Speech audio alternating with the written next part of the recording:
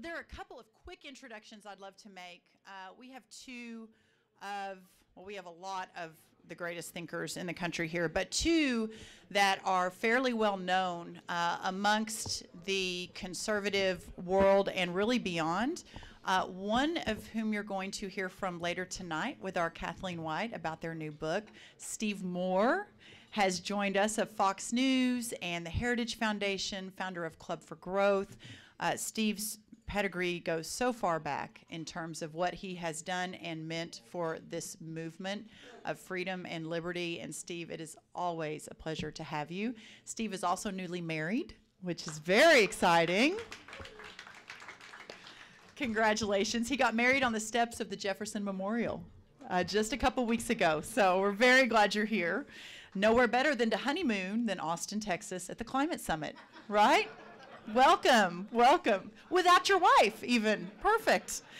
And the second person I want to introduce, who many of you will recognize his name, is Ovik Roy. And Ovik is opinion editor at Forbes.com. They have 72 million visitors a month. Think about that, 72 million. Ovik, if you'll please say hello. Really great to have you. He and Steve, and I'm about to introduce Kathleen officially, have such great resumes and such an incredible breadth and depth of experience. The only thing that none of them share is that none of them have went to Texas A&M, which... You were married on the same day? Oh, you're even celebrating. He's not to each other. No, this is Texas. Not to each other. So Ovik's even celebrating his wedding in Austin at the Climate Summit. This is so fun. But anyway, great to have you all. And again, the combined intellect in this room is a little mind-boggling to the ag major from Texas A&M. But I'd like to now introduce the director of our Center for Energy and the Environment. I've mentioned her several times. Most of you have met her. She's going to just give a couple of comments and introduce the real star for tonight, who is Mark Mills. Kathleen, as I mentioned, joined us 8 years ago, for those of you who were here at lunch, and she could have gone and done a million things as the former chair of the TCEQ. And let me tell you a little bit about the TCEQ. They have 3,000 employees and a $600 million budget. They are Texas's EPA in a much different way. Kathleen, who served under Rick Perry and George Bush, has been a stalwart for these issues for many, many years. A degree from Stanford, a degree from Princeton. She has been writing and speaking on the issues of which we are talking today and tomorrow for a long time. And I am so proud and honored and so privileged to get to work with Kathleen every single day. She and her husband, Bo, are breeders of national champion Jack Russell Terriers, which is fabulous. And they live in Bastrop County, but she is from a ranching family. Both of them are in far west Texas. And it's just such a pleasure to have Bo, you too. The great work that you both do as a couple, and Kathleen, you do for this organization and for all of us, is a great blessing. Please help me welcome Kathleen White.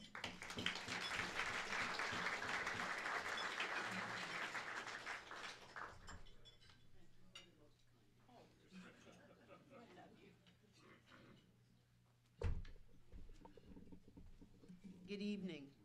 Minds feel a little full. Whoops. Minds feel a little full with all the information and data that you've had today. It is hard to absorb at one time. I might add just a detail that all these fabulous presentations will be on the TPPF website shortly after this, so they will be a resource for everybody. I'm going to read a quote of someone whose writings I really value on these issues.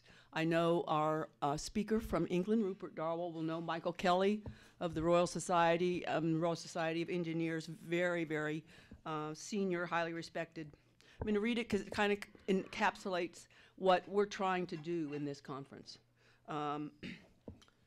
He notes, a decarbonized global economy is going to have to outperform the achievement of fossil fuels. If not, mankind's progress will have to go into reverse in terms of an aggregate standard of living. We should be honest and upfront about the sheer scale and the enormity of the challenge implied by decarbonization, which to me was a laughable word. It's used so seriously by our president, among other policymakers. But that's our intention. I think in these issues, or this single issue about climate change and anthropogenic global warming, as I think has been said by a number of the speakers, the problem is not the science, if you will. The problem is the recommended policy solutions. But I think that our policymakers in Washington, D.C., and average, very interested citizens have no idea of the scale and the enormity of this challenge. And I want to mention just one point about what I call the dark side of these issues. And then what I see the very optimistic part of these issues. And then Mark Mills will give his keynote. I didn't come to this opinion easily at all because I think it's some statements that are easy to exaggerate. But all the climate policies to avert the claimed problem all assume a much more powerful, bigger, centralized government. As in Texas, we know the Clean Power Plan would mean in this state. And when you pour over the daily inflow of all this information about the issue, and particularly as we get closer to the Paris talks, many of the senior decision makers in the climate area, like the chief of the United Nations Climate Program, Cristina Figueres, if I pronounced her last name, are really quite open about what their goal is. She publicly stated multiple times that communism, and she uses Chinese communism as the example, offers the effective and maybe the only effective model to really achieve the goals of reducing CO2 by whatever amount is thought to avoid climate disaster. And many talk about, this is finally an issue we can use to destroy capitalism that in those parties' opinion not only ravage the natural environment, but is, quote, unfair. I think it should be chilling, because I can remember years ago when some of my friends, even more conservative than they call them the UN helicopter paranoids, they were going to land on our property and take control of us, and that's not what I'm talking about. But this is, I think, a very, very sobering implication. And another one of our fabulous speakers, if you ever want to read the history that has led to that, as far as the ideology, is Rupert Darwall. Rupert, are you in here? Are you in the? There you are, right in front of me. Whose book, and it's been mentioned, but it's a fabulous book, The Age of Global Warming. It's a historical book and invaluable. But on the happy front, and Mark P. Mills will share some of this, and there'll be more about this tomorrow, not too much in the panels today. The Crossroads, that is the name of this conference. What are the crossroads? What are the two things? One is the threat of very, very damaging policies implemented supposedly to avert global warming that have never been so institutionalized. That's what I think is worrisome. They're more institutionalized in law and in a country which has very enforceable authority to force compliance with the law, I think, than anywhere else in the world. That is occurring right now at the same time of a prodigious energy revolution. The shale revolution is occurring. It's rather an odd coincidence. And I think the shale revolution is also something, the importance of which, or the magnitude of which, is not really appreciated by a lot of people. I'll just say one thing about that, and those professionals in the industry may correct me if I don't get this right, but think about it. What the shale revolution accomplished, and by the way, an achievement not of government policy or ministers of oil from OPEC countries, but by small independent energy companies, and the trailblazers of which are sitting in this room, I'm proud to say. Isn't that nice? We don't have a minister of oil. We have, by various estimates, 3,000 to 4,000 energy companies competing in a free market. It's nice. It's like the invisible hand has actually returned. But petroleum geologists call the source rock, and that's what shale is, the hard rock in which hydrocarbons are still forming over millions of years. Some of those, as they become liquid and gaseous, through gravity and geological pressure and all those sort of things, end up in pools. And that was conventional drilling, where, and to overly simplistic, the oil is extracted, it's pumped, yes, but largely by natural pressure. Various estimates of how much oil does that conventional drilling get out of a certain geological formation, and I look at Jim Henry, the expert. I'm sure there's a great difference in different geological formations, but it can be only 3%. Being able to access the oil and natural gas in shale has sped up the geological process by millions of years. So the access, what's ever happening with energy prices, what's ever happening in the world, that discovery to have access to the source rock is unbelievable, unbelievable. And so what another theme of this conference is also that prodigious opportunity, and should never be, to me, that can't make sense out of the other issue, or the importance of trying to resolve it, that if you have this other side, what incredible opportunity this means for our country, and I think the world, to become, or in supply, we are the world's superpower. 2013, United States of America, the largest producer of oil and natural gas, combined, largest energy producer in the world. How many? 7 presidents said they were going to get that done? And people like Jim Henry and Bud Brigham, they got it done. It just, to me, it's very chilling, and it's also how free markets, how economic freedom, how property rights actually work in a way federal programs can't possibly imagine, because they stultify innovation and drive. So I just wanted to get that positive message up. And now to introduce Mark P. Mills. And many of you, I think, were in the last session today where Mark spoke, so he was introduced. But he also wins the award at this conference for submitting the briefest bio. It is, let's see here, it's five lines. It's 5 lines long, as opposed to much longer. But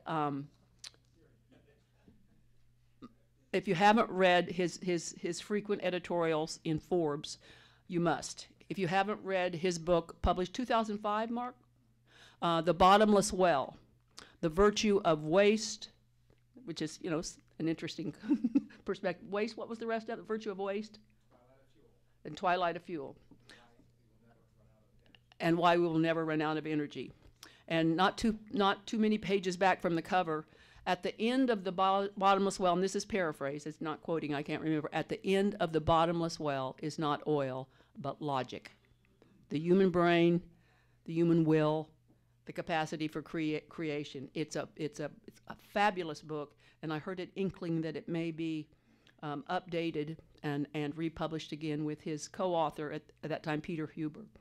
But his insights on any of these energy problems or climate science, he never fails to have insights in just these editorials in Forbes and in his longer papers.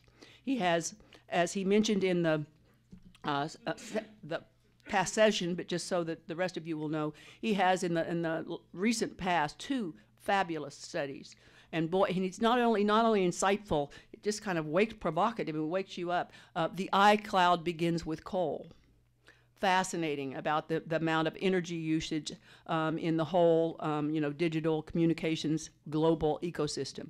Fascinating, and how much that world, which probably has affected and changed our life more than anything in my lifetime, is totally dependent upon not just a lot of energy, but reliable energy. The massive data servers that are actually physical things that the iCloud depends upon don't really choose to be powered 100% by renewables. They need solid, coal-fired, reliable generation.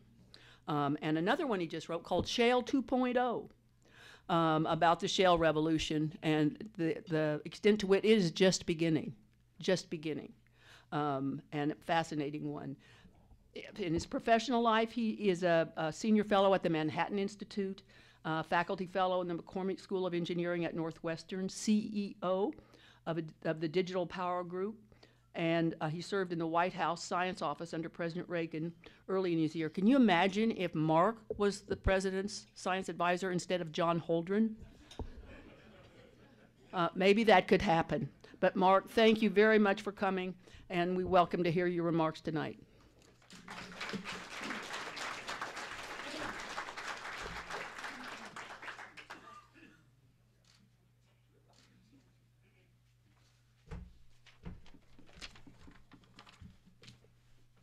Thank you, Kathleen, for that overly generous introduction. And Brooke, thank you for holding off on the wine. I was the one that made sure it didn't happen that way, because if people have been drinking, a little while ago, they'd be sleeping now. It's a long day, so yeah, it's no accident. I'm going to talk about politics because the politics matter, and I'm going to talk about the politics of oil because the politics of oil matter enormously. And I'm going to do it not because I'm in Texas, but it's relevant to Texas, but it's relevant to the United States. And it's relevant, in fact, to the entire free world, and it's relevant to the not-so-free world. And you can't, it's hard to talk about energy without some acknowledgement of the horror that took place so recently in Paris. And not to trivialize it, but the linkages in the geopolitics are obvious and have been noted by other people. From Paris to Syria in the Middle East, and you doubtless know this, but ISIS is funded by the fact that it captured 7 of the 8 Syrian oil fields. And they sell the oil in the black market. It's very difficult to track oil. Jimmy Carter tried to, remember, I don't know those of you who remember, that Jimmy Carter tried to create two classes of oil that was new and oil that was old, and you would be criminally prosecuted for selling old oil that you got cheap for the price of new oil that you got. It was a bizarre scheme, and people were prosecuted, as you may recall.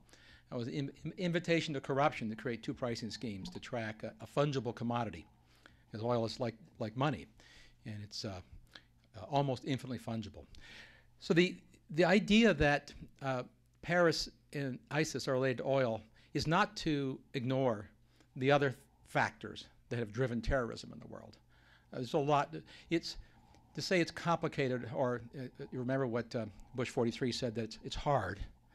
To say it's hard is to trivialize it. Obviously it's complicated, but equally obviously it's about the oil. So when people said as an invective, when President Bush and the Congress, which we need to remind our political foes, agreed and went into Iraq, and the enemies of Bush said it's about the oil, the wrong response was to say, no, it's not. It was about the oil.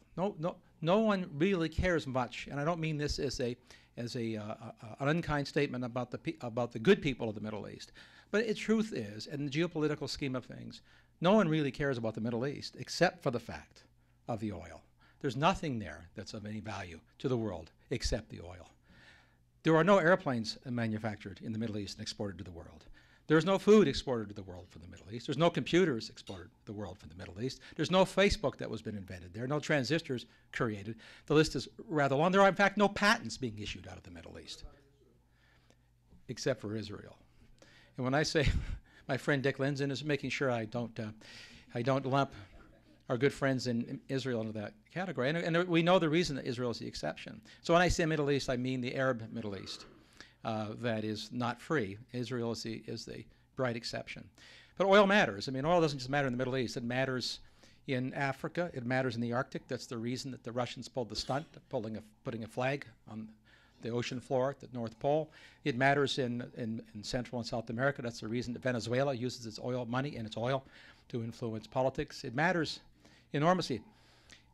It doesn't matter, and I'm here sort of defending oil the way my other good friend, Will Happer, was defending carbon, the molecule. Seems odd to have to defend the molecule, as Will said.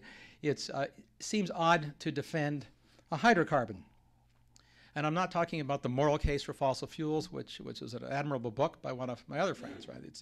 But rather, let's just talk about why it matters. And not because oil capitalists, big oil capitalists care. I mean, you know this. Most of the world's oil fields, most of the access to oil, most of the production in the world is not controlled by capitalists. It's controlled by statists. Governments control the oil. So this is not a story about defending capitalism per se. I just want to talk about geopolitics and oil and why it matters enormously. And if I were to give this speech 10 years ago, you would end on a depressing note, because it matters a lot, it matters enormously, and has enormously frightening implications for the world in the future. And we would have had no options a decade ago. But now we have some options, which I'm going to talk about, and it may be obvious to you given the fact that I'm standing so close to the Permian and the Eagle Ford. So let's talk about why. First, if I might, and you're oil people, I'm going to tell you why oil matters.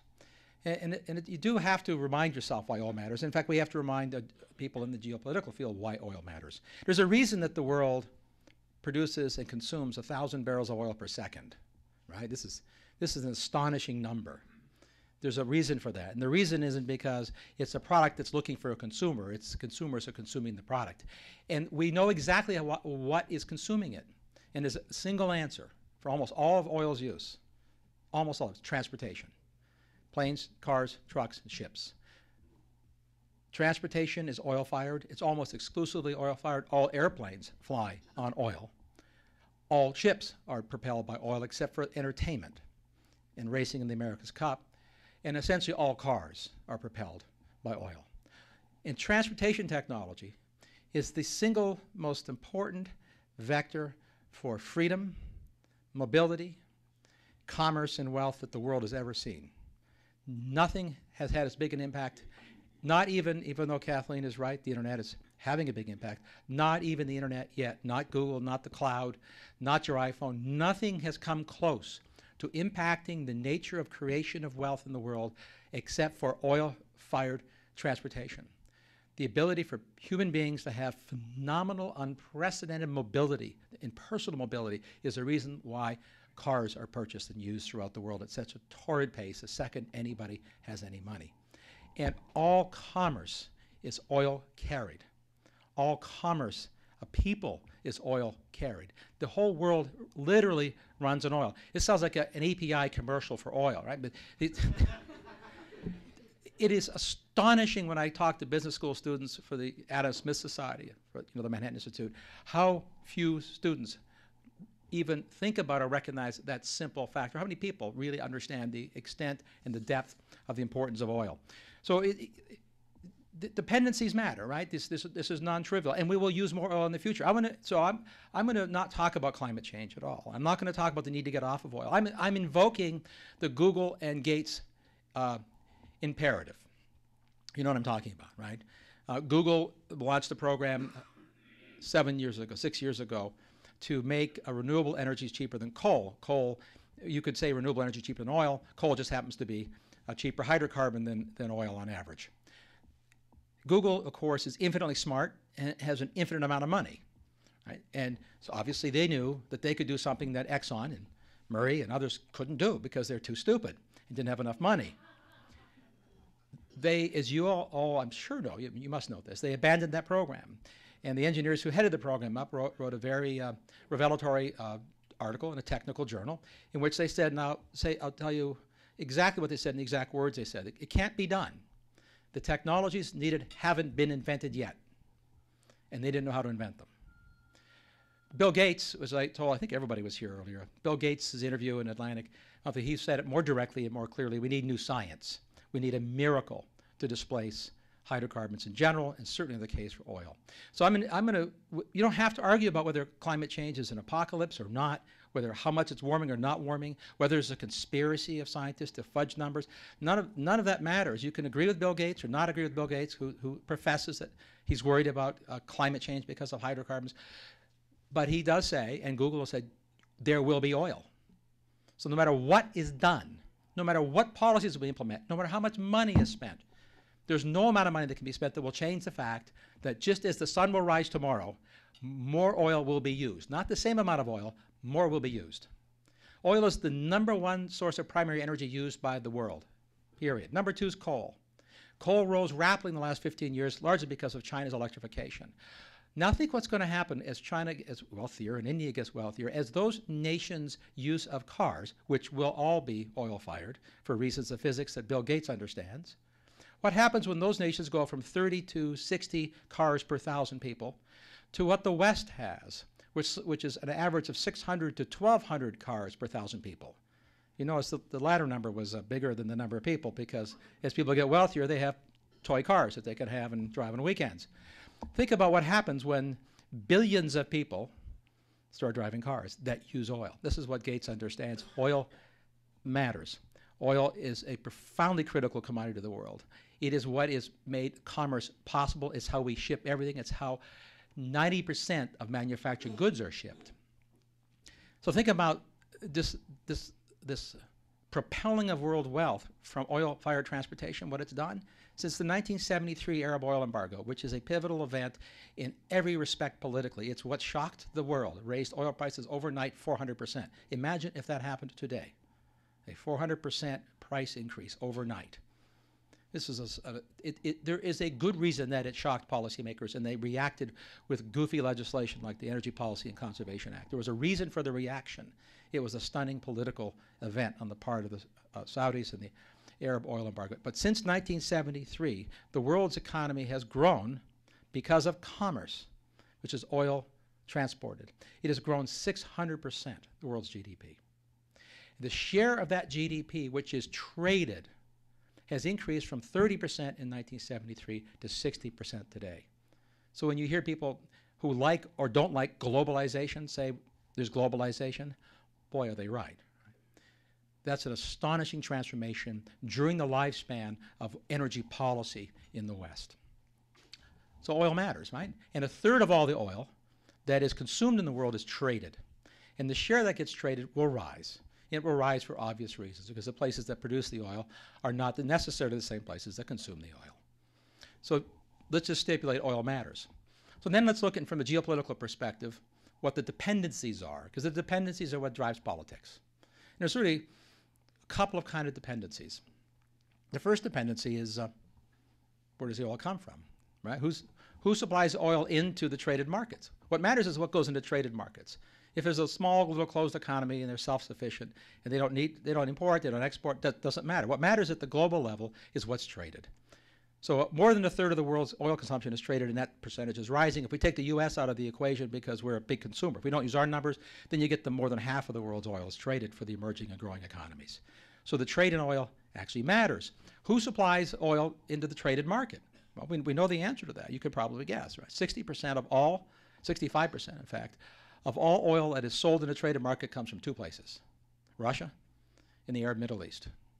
65% of all traded oil comes from 2 places, those 2.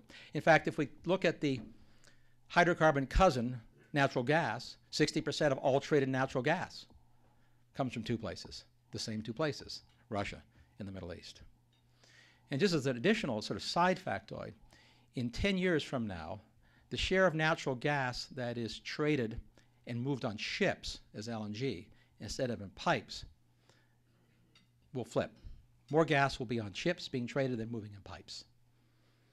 So very interesting geopolitical implications when you think through it. So the future of the world up until recently was one in which 2 players were supplying oil into the geopolitical scene on the margin forever: Russia and the Middle East. And bear in mind, Russia has an economy the size of California, and Saudi Arabia has an economy the size of Illinois. So those 2 regions are controlling not only today's, but the future's marginal supply of oil. And the marginal matters because it's on the margin where the consumers of the future get their oil. Another kind of dependency kind of matters here is choke points. Since the oil moves on ships, we don't have trains going globally. We don't have oil being flown around the world except by the military for forward operating bases.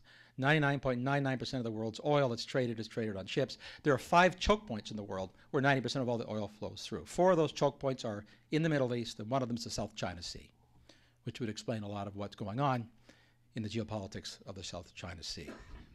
It is, in the words of another friend of mine, it's the global interstate of commerce. Something like 30 to 40% of all global commerce actually flows through ships on the South China Sea. And there's another dependency, the one we talked about the most since 1973, which is the dependency of the consuming nations on somebody else. That's all we've talked about since Nixon launched Project Independence. So the dependencies are important and instructive here geopolitically. China converted, right? You all know this, a couple of years ago, from being a not dependent to a dependent net importer of oil and a net importer of natural gas. Europe is lost and hopeless. 90% of all their oil comes from somewhere else. Probably will forever. When I say they're hopeless, it's, as near as I can tell, it's hopeless for Europe. If you go through nations of South Korea, Taiwan, Japan, the ratios and the percentages are similar. Dependencies are very high throughout the world on oil from somewhere else, and there are no replacements for oil. Oil is essential to the transportation system, not just to the world, but to those nations as well. So if you think about that construct, it explains why people who say, when we go to the Middle East, or we're in Africa, or we're in the South China Sea, and they use as an insult, supposedly, it's about the oil. Yes, in fact, it is indeed exactly about the oil, because it matters so much to the free flow and the functioning of the world's economy. So what's different today? This is what I've just told you is history. This is where we are. Something is different, though. We know what the different thing is. Two things are different today than any time in modern history, certainly in modern history since the Arab oil embargo of 1973. One is a change in the locus of demand, of a growth in demand. All growth in demand is other than Europe and the United States. We are not the world's largest consuming, fastest growing consumer of oil or energy of any kind. Our growth rates are essentially stagnant in oil consumption. We'll probably increase our use slightly. All of the growth for the demand for oil is in the emerging economies. This is geopolitically non-trivial considering how much of the growth in the commerce of the world is in emerging economies. The second thing that's changed, which is equally profound, of course, is the locus of growth in supply. So as Kathleen said, and all of you know, the shale revolution shocked everybody. I want to say it didn't shock me because we wrote this in our book 10 years ago. And we called it right for the right reasons. But I will say that I was surprised at the extent of the change in its velocity. Never before in the history of the oil industry has this much oil supply been added in such a short time anywhere in a century. 4 million barrels per day of addition to supply in roughly 7.5 years is unprecedented in the history of the modern world. This is an astonishing amount of energy. So this has changed the game. It's changed the game, we know, because of what Saudi Arabia has done. You've been reading the stories. The trope is that the Saudis, engineered the oil price collapse. Right? That's, well, there's partial truth to that. But if you draw the graph, it's a simple graph of the price of oil when it drops. And then on the same graph, draw a line of when Saudi Arabia increased their production. They increased their production after the price had collapsed. The OPEC members collectively increased production by almost 1 million barrels per day in the face of a collapse because the United States oversupplied the world by 4 million barrels per day. So what were they doing? Well, I think what they're doing is an experiment. I think they're doing partly market discipline to drive the expensive players out. And I don't think they care who the expensive players are. They care about market share for them. They care about their ability to maintain markets, and they've been doing that by discounting oil below Brent. And they have maintained all their market share, by the way. In every market they sell into, but one, they've been winning, maintaining market share, except China. Russia has been beating Saudi Arabia in exports to China, which doesn't change the equation very much in terms of the geopolitics, but it does tell you what the game is on the Saudis' part. It's about market protection, market creation. They're a monoculture.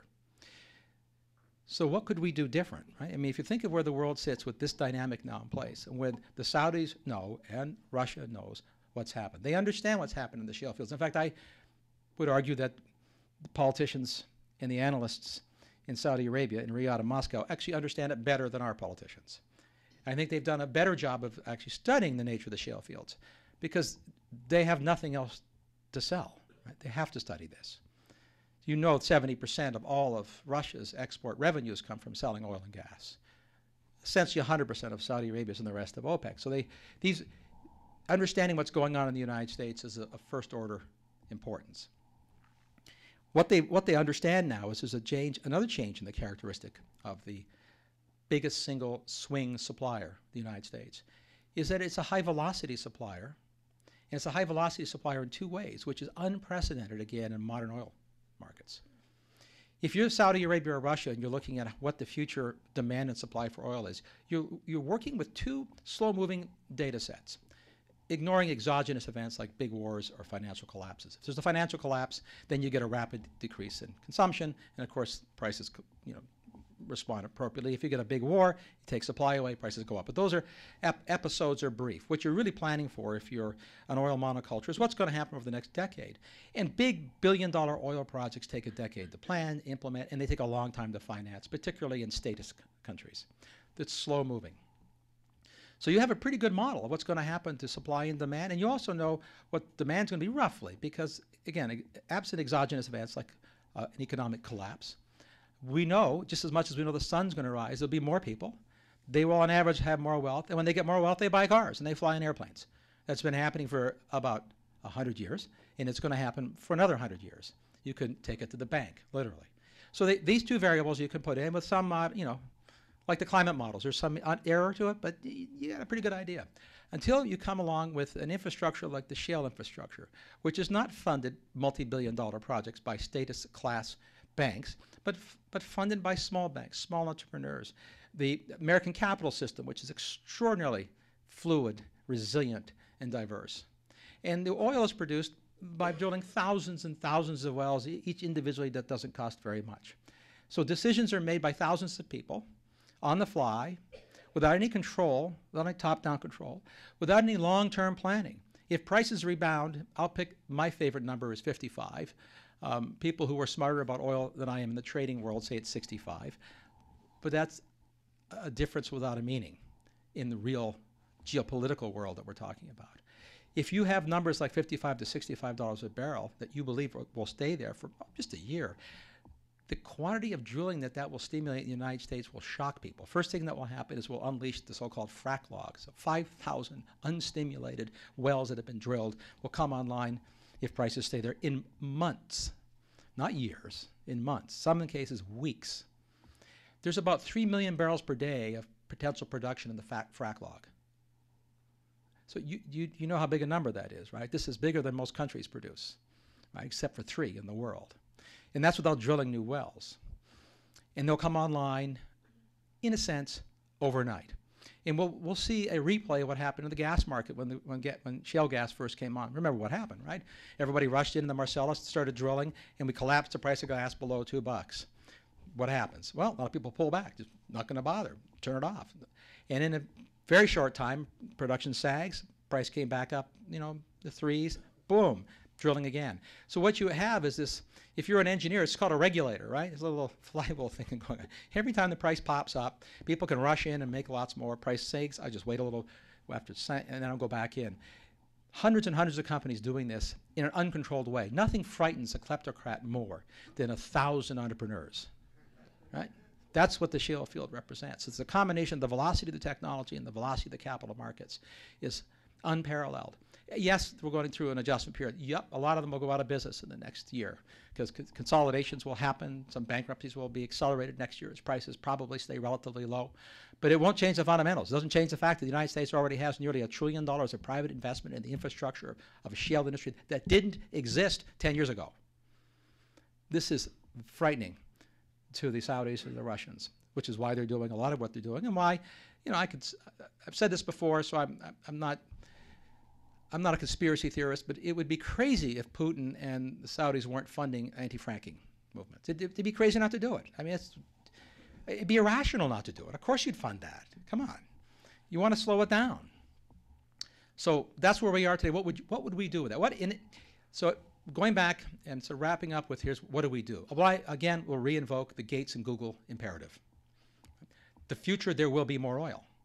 And we'll add to that, it'll be consumed elsewhere in the growth paradigm, and it'll be consumed increasingly in high-risk areas, in choke points, in regions where the oil matters to the people desperately.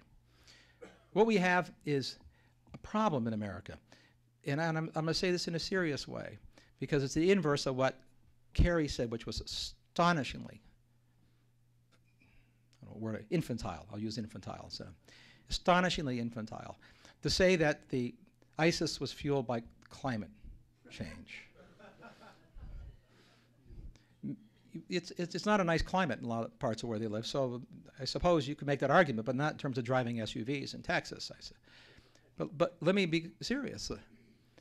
The climate wars that we're in, which are political wars, are increasing the risk of real wars. And the reason they're increasing the risk of real wars is because they've made it not only déclassé to defend and like and promote the use of oil and production of oil, they've made it an anathema in the political sphere to look like you're getting into bed with big oil. When in fact, what should be happening in America right now is that we should be using this new tool, the shale infrastructure, as a geopolitical weapon. And I mean a soft weapon. So I'll commend to you two op-eds written in this year, one by Henry Kissinger, who knows something about geopolitics, who said in this very long op-ed in the Wall Street Journal, I know Steve knows this one, where he was basically responding implicitly to what Obama was saying about he was doing the equivalent of Nixon to China. And of course, the op-ed was essentially saying, I knew China and I knew Nixon, like the Reagan line, and you're not either Nixon or China. What he wrote was that the United States needs to decide what it wants to do on the geopolitical stage in the 21st century. Because it's a new and different world, and probably, and I'm paraphrasing, the single greatest challenge will be the Middle East. Leon Panetta wrote an op-ed in which Leon Panetta said a very similar thing, but he was more direct about my thesis. And he said, when we have these challenges in this new world, it's a different world, it's different because of the scale and nature of where growth is and who the players are. We reflexively turn to our military power, he wrote, when we should be turning to our soft power and the power of, and he wrote specifically, if you didn't remember this piece, the power of American energy abundance and our ability to use our oil and gas for geopolitical influence. Everyone else in the world that's an oil and gas producer that exports uses their oil and gas as a geopolitical tool, not just an economic tool. That is what those nations do. It's not an immoral thing to do. It's actually considered what in the old parlance, that's the carrot, right? The military is the stick. You have a carrot. We're not using any carrots. We're just using sticks. It's not a good way to operate in the world. So here's what could happen. And this is slightly naive, but it's not impossible. Imagine a president of the United States gets elected, and this is where I think my good friend Rupert Darwall is correct about this next election. People say all the time this is the most important election in our lifetime, and you hear that every election cycle. This is actually an important election. This one's, it won't end the world, but it's going to be a pivot. One way or the other, this election is a pivot. Right? We're not going to end. America's not going to disappear, but we're going to go in one of two directions, which are very different or orthogonal to each other. Imagine, though, a president is elected, and within a month or so of being in office, he holds a press conference and gives a policy speech. And the speech is, I don't know, it could be in Texas, but probably not, because he doesn't want to look like he's in Big Oil's pocket. He's going to go to Colorado, on the plains of Colorado, with the oil fields, the shale fields behind him. Maybe Wyoming. They have spectacular shale fields in Wyoming. And he'll give a speech, and it'll be a speech that I could write the speech. In fact, I've written the speech. It's in my next paper, but so we'll publish it in January. I've written this speech. I've written one presidential speech in my entire life. The only speech that Reagan gave on energy, I had a hand in writing. I wasn't the only writer. So I've written one. So I have some experience. Not bad. One. Peggy Noonan wrote hundreds, I think, but I did one. But imagine a president says something like, the world needs oil, right? Oil is critical to the free people of the world. It's critical. He says in a paragraph to what I said at the outset, why it's so important. So as President of the United States, today I'm announcing that the U.S. energy policy, and oil policy in particular, will be restructured and shifted such that our goal is to become, within the decade, it's a familiar timeline, right? Within a decade, one of the major exporters of oil to world markets. And goes on to explain why. He'll genuflect to environment and say, well, of course, we won't violate any environmental laws. He'll say, in fact, he would say, and I would write the speech this way, well, we will double down on research to find alternatives to oil, on research. More scientists, not more cylinders. We'll double down like Bill Gates wants. I'm inviting Bill Gates to the White House to help me bring more billionaires in to double down on this research to find miracles. We want that. But in the meantime, just as sure as the sun will rise tomorrow, the world will use more oil, and it's going to be getting oil from the duopoly of the Middle East, Arabs, and Russians. That has to end, and it ends today. Now, what would that do? So the Greens will go crazy, right? Frothing at the mouth, but this doesn't matter. They're going to go crazy anyway. And we're going to use the oil anyway. It would probably cause oil prices to go down overnight, and then they recover. Because one thing that the world markets understand, this would really rattle markets, the traders everywhere, it would really rattle the folks in Riyadh and Moscow, is that they know that when the United States sets its mind to do something like that, it can be done. Just as people vilified Star Wars, missile defense, when I was in that White House. We have missile defense. It took a lot of money and a little time, but it's done. And the Russians knew it. We know that the Russians knew it, and they believed it when that announcement was made by Reagan. If the president did that, it would move markets. It would create enthusiasm. Now, obviously, you'd have to have a caveat. He would say something like, I've instructed my secretaries of energy, interior, not the EPA, right? Energy, interior, and commerce to bring to me a plan that presents what I can do by executive action to facilitate regulations and expedite things, and to present to me legislation to take to the Congress so that we don't just repeal the ban against exports, but we actually have a Department of Export Assistance, just like we do in agricultural fields and have had for a century. This would profoundly move markets. And then you would do this, he or she. Don't think Carly's going to make it. I like Carly a lot.